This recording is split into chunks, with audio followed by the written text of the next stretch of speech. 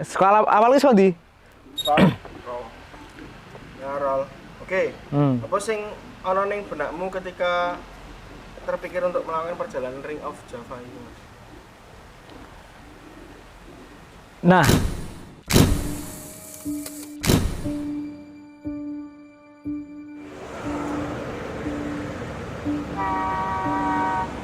aku itu nggak pernah memikirkan panjangnya kilometer, lamanya perjalanan.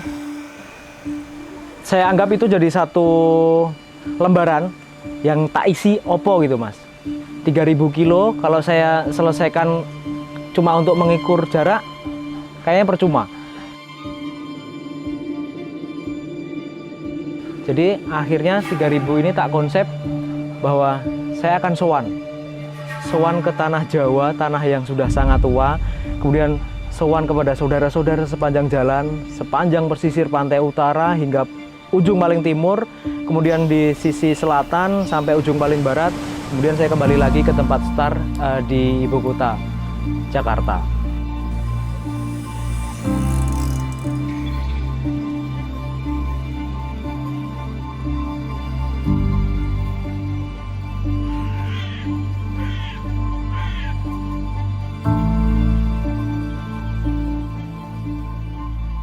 Jadi 2 bulan menuju 3000 ya bersepeda seperti biasanya. Sehari ya 2-3 jam. Kemudian di weekend itu nanti dibikin 100 kilo, 120 kilo. Kalau jam ya antara 5-6 jam. Kemudian mulai belajar nih nutrisinya. Aku kudu makan apa. Kemudian saya membiasakan satu bidon itu habis untuk berapa kilometer. Jadi secara latihan fisik itu berlatih, nutrisinya juga saya membiasakan diri. Kemudian untuk sepeda itu settingannya juga diberesin semua. Dari rasio saya pakai berapa, ban ukuran berapa, kemudian barang apa saja yang harus saya bawa selama 3000 kilo. Nah untungnya di 3000 kilo ini karena di Pulau Jawa adalah pulau yang paling padat toh Mas. Jadi ya aman aja, karena sebelumnya sudah beres nih. Yang saya di Unbound itu kan nggak ada minimarket, nggak ada rumah warga. Nah itu selesai, saya yakin di 3000 ini ya pasti selesai. Hari pertama hujan.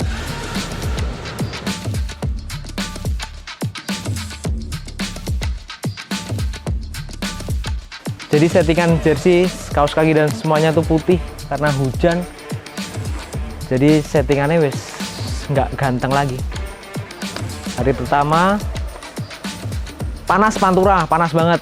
Jadi 35-36 derajat. Itu sampai menjelang pukul 5 suhu udara masih seperti itu.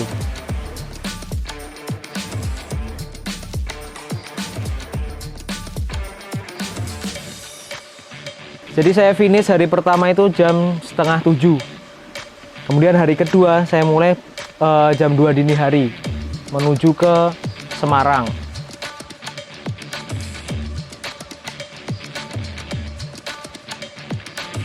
Nah ini waktunya wis mulai enak Mas, karena hari kedua ini saya finish jam 12 malam.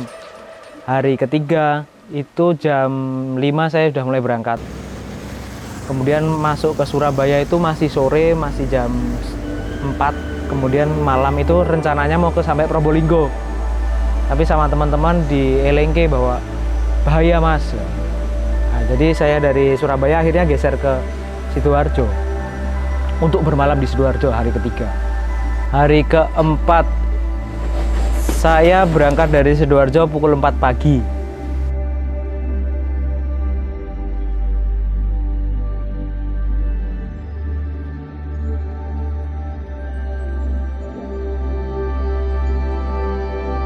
Setengah 8 mulai nih perjalanan ke arah Baluran, kilometernya sekitar 220 kilo.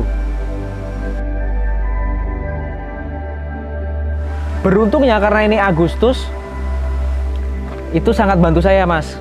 Jadi karena banyak bendera merah putih, banyak umbul-umbul sepanjang jalan, kan akhirnya saya bisa tahu nih ini angin itu dari depan, dari kanan, dari kiri atau dari belakang. Jadi begitu saya dapat ketika kibaran bendera ini ke arah depan berarti saya dapat angin dari belakang. Nah, speednya bisa nambah di situ. Jadi selama perjalanan kita mengenali alam sih. Apa yang dari alam bisa kita baca untuk mendukung perjalanan itu. Itu salah satu yang saya dapat. Akhirnya di Baluran sesuai target saya nih, saya nggak ingin masuk ke hutan Balurannya kan malam ya, karena resiko keamanan. Kemudian di sana memang nggak ada apa-apa. Saya finish di Baluran itu jam 5 sore. Tanggal 8 saya akan masuk ke Baluran untuk explore Baluran.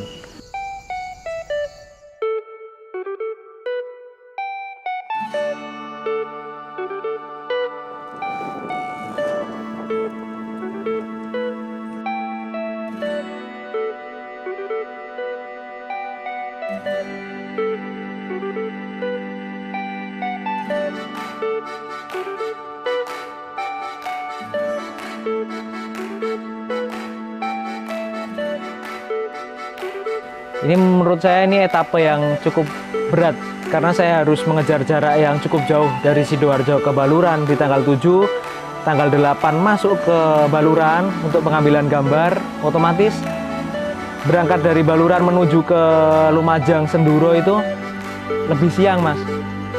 Nah, resikonya adalah saya akan finish di Lumajang nanti sudah menjelang malam. Dan akhirnya kejadian. Saya di Senduro jam 9 malam, Mas, di kaki Gunung Semeru ya. Itu jam 9 malam. Tanjakan paling panjang itu Lumajang ke Bromo, total 40 kilo lebih ya. Nah, dari penginapan saya itu sekitar 30 kilo. Itu tanjakan paling panjang, hutan paling lebat dibanding sisi utara Pulau Jawa. Sampai Jemplang pukul 10, kemudian turun di Sabana di Bromo sampai saya masuk ke pasir, ke lautan pasir.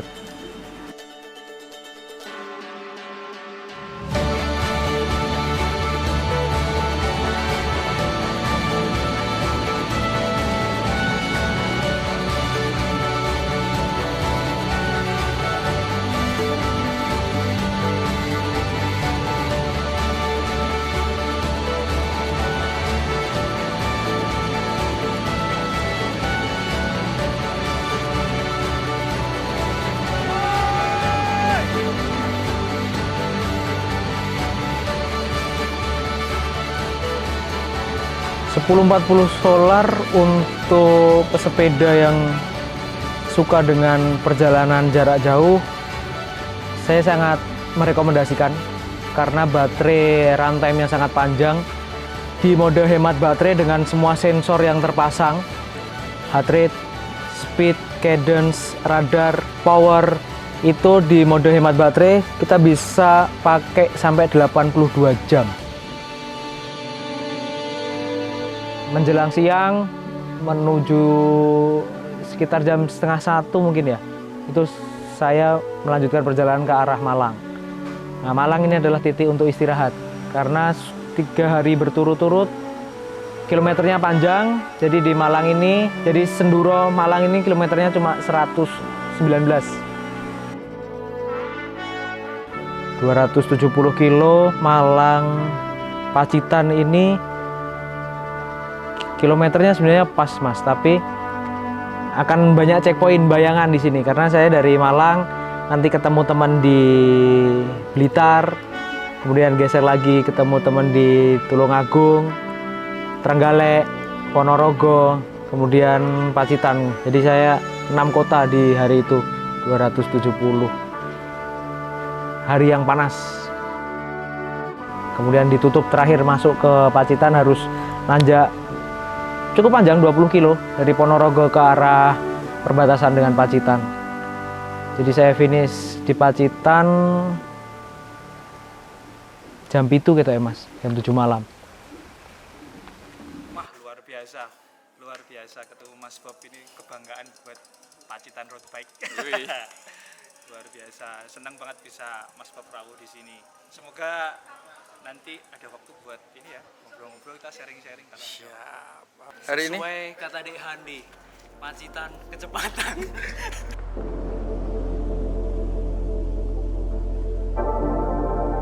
Pacitan Jogja itu perjalanan pulang kampung toh. Jadi saya akan balik ke Jogja ketemu anak dan istri. Nah biasanya dari Pacitan itu arahnya nanti ke Semanu, Wonosari, kemudian Piungan, balik ke kota. Tapi karena ini ngejar 3000 kilo, saya geser ke selatan mas. Jadi kalau nggak salah ada 9 pantai di Gunung Kidul itu saya lewati di sisi-sisinya. Jadi dari Pacitan, nanti Baron, Krakal, Kukup, terus sampai ke barat, turunnya di Panggang. Di Panggang Paralayang, Parangtritis, Pantai Depok, Samas baru nanti masuk ke Jogja. 190 kilo, nanjaknya 3000. Di kilometer 1939, steler kakinya mas.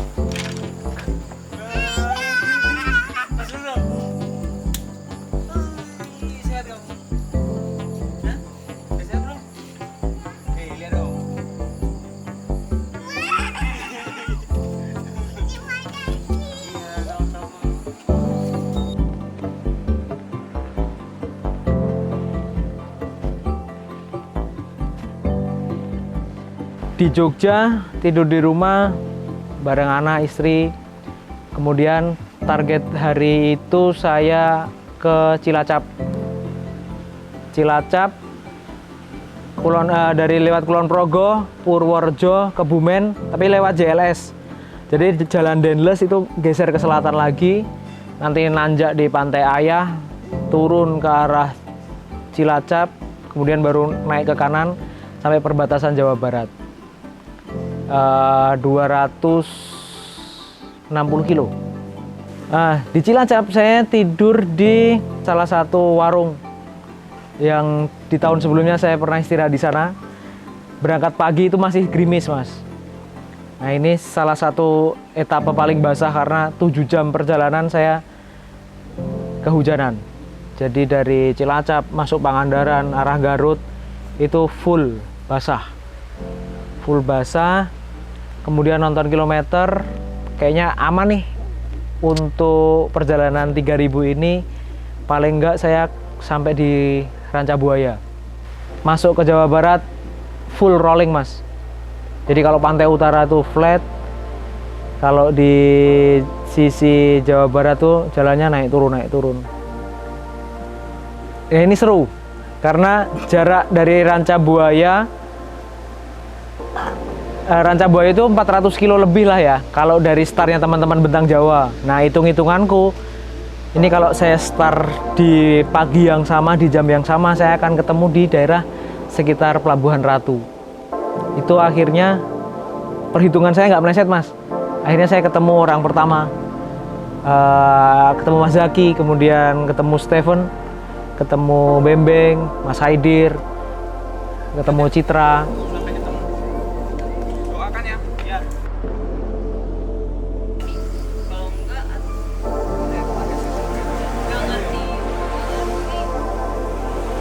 Jadi di kilometer sesuai perhitungan akhirnya ketemu teman-teman mereka. Nah itu rasanya sepi. Sebelumnya tuh seneng ya mas ya, karena kita biasanya saya yang balapan, sekarang saya yang nonton orang balapan. Bangun nih, anak-anak ini sangar sih.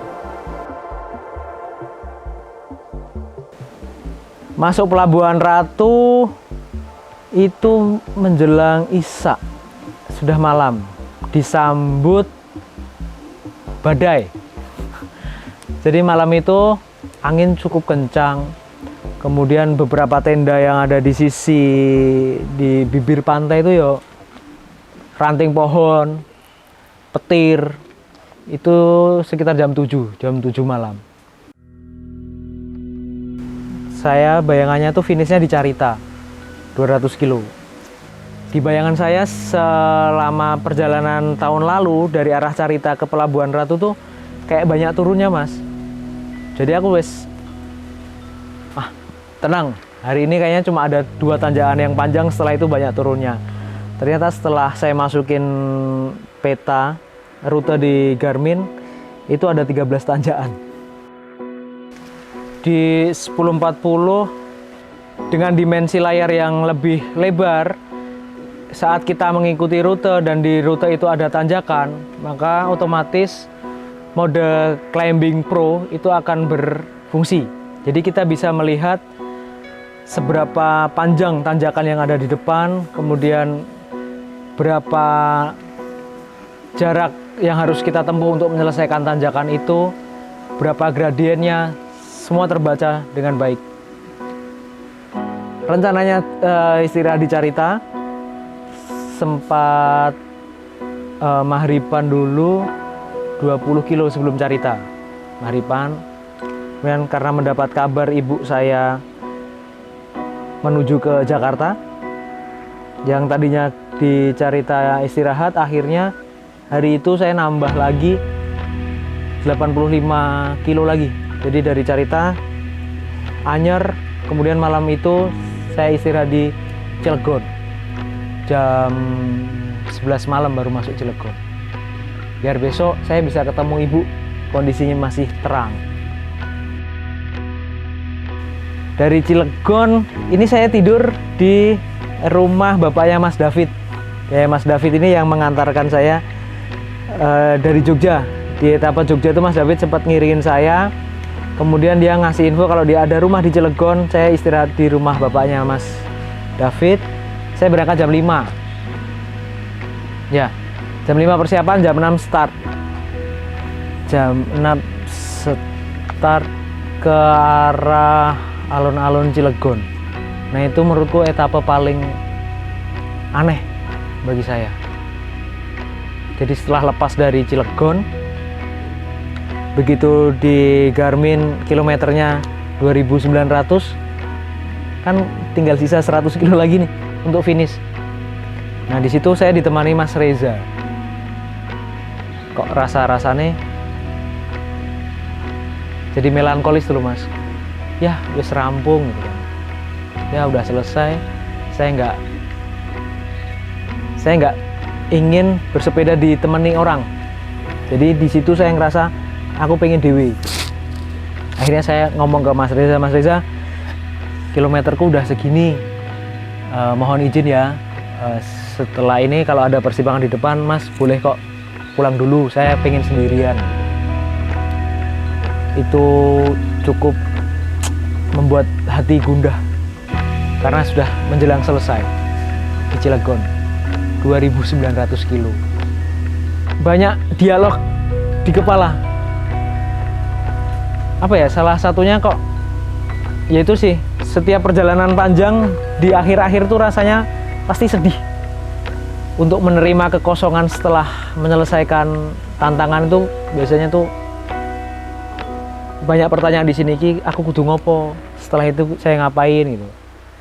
Jadi lebih banyak ngomong ke diri sendiri sih 100 km terakhir.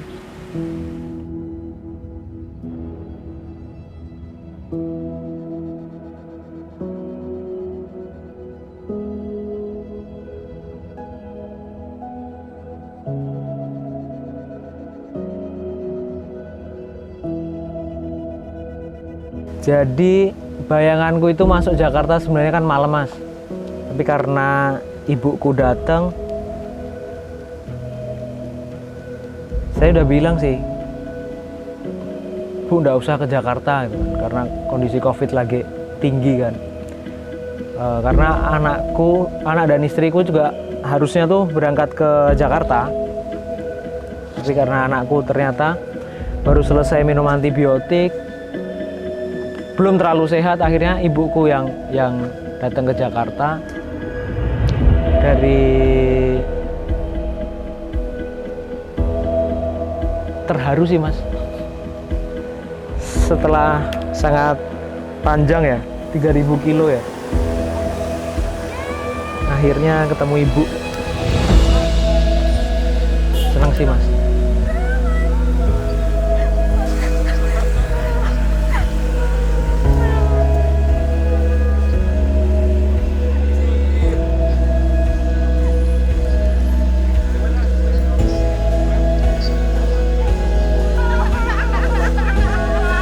begitu tahu ada tantangan 3.000 kilo, bagiku wah mesti iso gitu. Tapi begitu finish dan ternyata iso itu juga rasanya malah balik lagi, kok tenanan iso yo gitu. Kok tenanan iso yo. Ya bersyukur sih Mas, banyak yang nolong di jalan.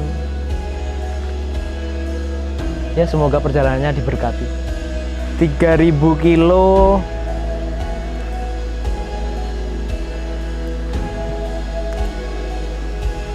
itu saya tahu bahwa ternyata semangat itu nular Mas. Tak pikir yang saya modalku kur semangat ya Mas. Ternyata semangatku bisa nular ke teman-teman yang ada di jalan, nambah saudara, kemudian nambah kenalan. Banyak hal yang biasanya kita berbincang di media sosial akhirnya ketemu langsung. Kemudian lebih banyak bersyukur sih Mas, karena di 3.000 kilo kalau tidak ada bantuan dari Yang Maha Kuasa dan teman-teman yang lain, mungkin effortnya akan lebih besar ya Mas dibanding perjalanan yang sudah saya jalani kemarin. Karena bagiku perjalanan kemarin itu saya diparingi lancar, saya diberi lancar hingga sampai finish, bisa ketemu ibu, balik ke Jogja lagi ketemu anak dan istri. Itu sih Mas, kayaknya memang saya harus banyak bersyukur.